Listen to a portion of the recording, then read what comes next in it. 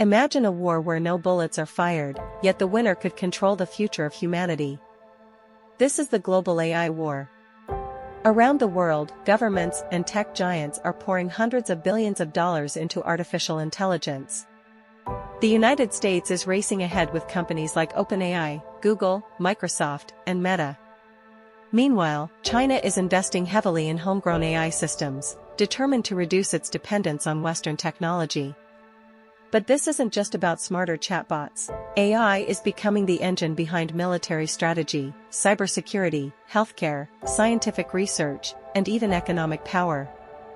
The nation that leads in AI could gain an enormous advantage in almost every industry.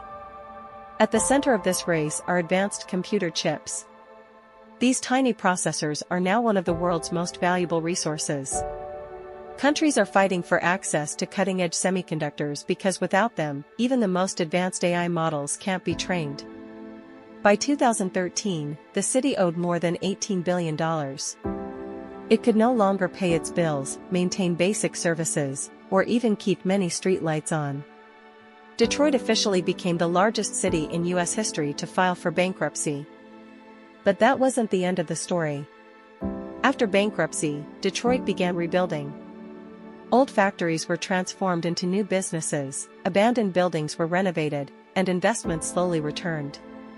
While the city still faces challenges, it has shown that even after one of the biggest financial collapses in history, recovery is possible. Detroit's story is a powerful reminder that no city is too big to fail, and that economic success can disappear if leaders ignore long-term financial reality.